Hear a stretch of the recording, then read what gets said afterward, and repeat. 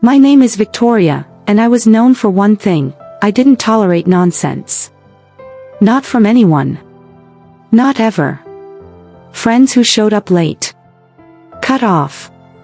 Family members with drama. Boundaries set. Men who weren't serious.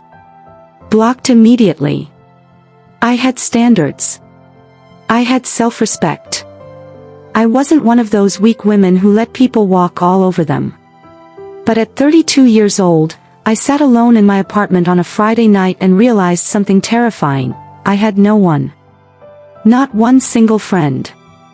My phone never rang. No one invited me anywhere. And when I looked in the mirror, I didn't see strength. I saw loneliness. That night, God spoke to me in a way that broke me completely. Victoria, you're not protecting yourself. You're imprisoning yourself. And you're calling it strength. This is the story of how God taught me the difference between godly boundaries and a hardened heart. And trust me, the lesson almost destroyed me before it saved me. I wasn't always this way. Growing up, I was the girl who got walked over. The people pleaser. The one everyone called when they needed something but never invited to the party. My best friend in high school. She slept with my boyfriend. My college roommate. Stole money from me and lied about it. My first serious relationship. He cheated on me with 3 different women while I was planning our future. By 25, I'd been used, abused, and walked over so many times that something in me snapped. I remember looking in the mirror after that last breakup and saying, never again. Never again. I read every book on boundaries. Watched every video on self-respect. Started going to therapy. And I built walls so high, so thick, that nothing and no one could ever hurt me again. At first, it felt empowering. Friend asks for a favor.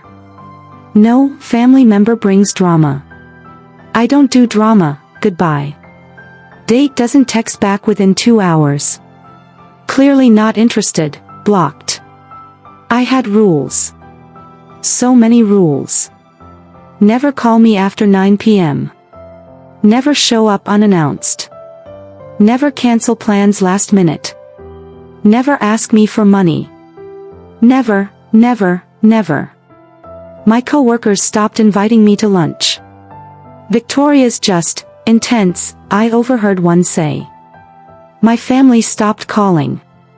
My sister tried once, Vic, I know you're hurt, but you're becoming harsh.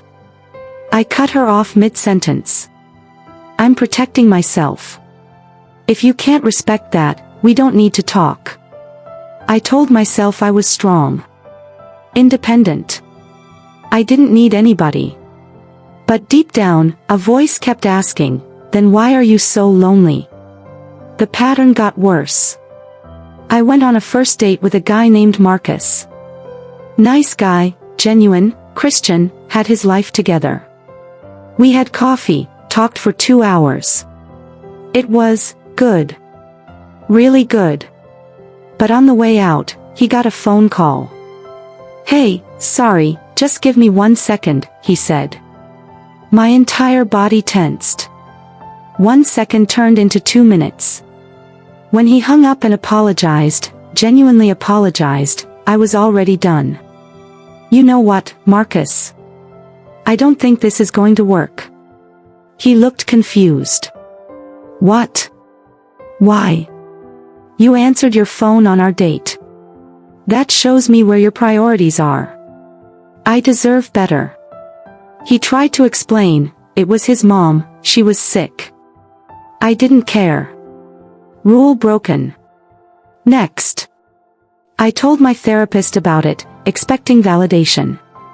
Instead, she asked, Victoria, do you think maybe you're using boundaries as a weapon instead of protection? I fired her the next week. A woman from church tried to befriend me. Sarah. She was kind, genuine, always invited me to things. Bible study, brunch, girls' nights. I always said no. Finally, she asked why. I'm just really selective about who I let into my life, I said coldly. She smiled sadly. Victoria, I've been watching you for 6 months. You sit alone. You leave immediately after service. You don't talk to anyone. I think you're lonely and scared, and you're hiding it behind strength. I felt rage rise up. You don't know me. Stay out of my business. That night, I blocked her number. Another threat eliminated. Another potential hurt prevented. But as I lay in bed, I felt something I hadn't felt in years, doubt. What if she was right? Then came my 32nd birthday. I woke up to 0 texts. 0 calls. 0 notifications.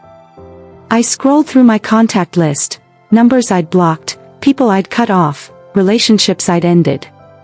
My phone was full of ghosts. I ordered my own birthday cake. Sat alone in my apartment. Lit a single candle. And sang happy birthday to myself. That's when I broke. I sobbed for hours. Not gentle crying, the kind of sobbing where you can't catch your breath. Where years of pain come pouring out. I screamed at God, where are you? I did everything right. I protected myself. I set boundaries. Why am I alone? The silence was deafening. Then, quietly, I heard it. Not audible, but clear in my spirit, because you've been protecting yourself from everyone, including me. I froze. What? Victoria, look at what you've built. Walls so high I can't even reach you. You're not strong. You're scared. And you're punishing everyone for what a few people did. I started weeping again, but different. These were tears of recognition. He was right. I wasn't protecting myself, I was punishing the world. Show me, I whispered. Show me what I've become. And he did. He showed me every person I'd rejected who was genuinely trying to love me. Marcus, who just answered his sick mother's call. Sarah, who genuinely wanted friendship. My sister, who was trying to warn me. I saw myself the way they saw me, not strong, just mean. Not boundaried, just closed off. Not protected, just imprisoned. God, I don't know how to do this differently, I cried. Every time I let someone in, I get hurt. His response changed everything. That's because you never let me teach you who to let in and how to love them. You just built walls and called it wisdom. That night started the hardest journey of my life. God didn't tell me to eliminate boundaries. He taught me to build healthy ones. He showed me the difference. Walls say, nobody gets in. Boundaries say, here's how you can love me well. Walls are built on fear and past pain. Boundaries are built on wisdom and present peace. I started by apologizing. First to my sister. I called her, hands shaking. Sis, I'm so sorry. You were trying to help me, and I shut you down. I was wrong. Then I reached out to Sarah from church. You were right. I am lonely and scared. I'm working on it. Would you still want to grab coffee? She responded immediately, I'd love that. Our first coffee, I was so awkward. I didn't know how to just be with someone without walls up. But Sarah was patient. She asked about my life. Actually listened. And when I started to get defensive over something small, she gently called me on it. Vic, I wasn't attacking you.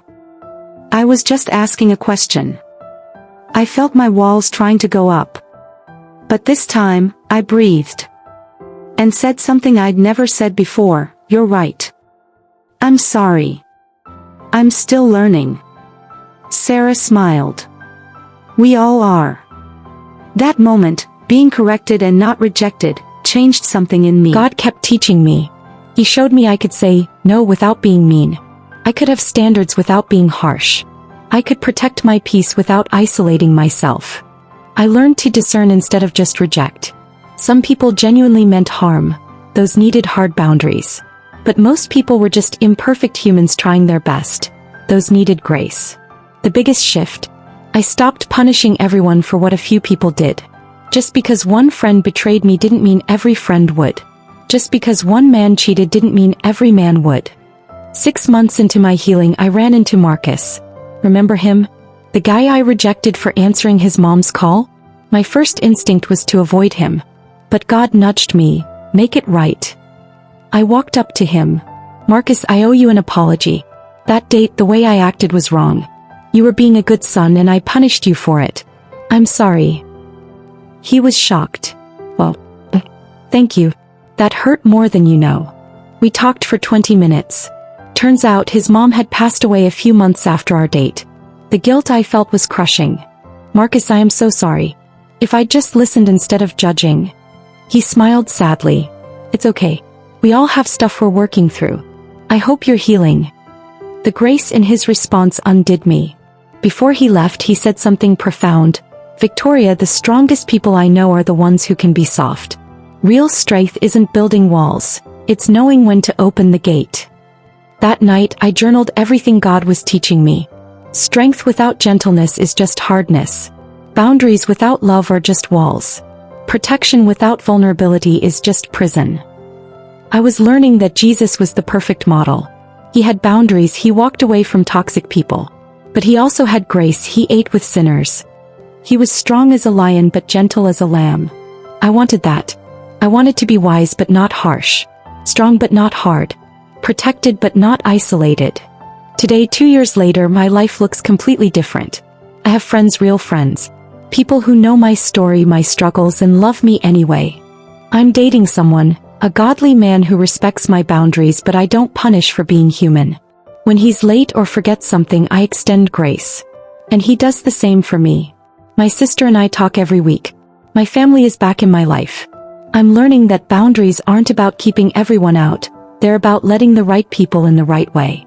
I still have standards. I still say no. But now it comes from wisdom, not wounds. From peace, not pain.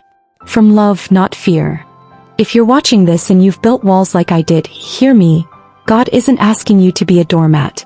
He's asking you to be discerning. There's a difference between being strong and being hard.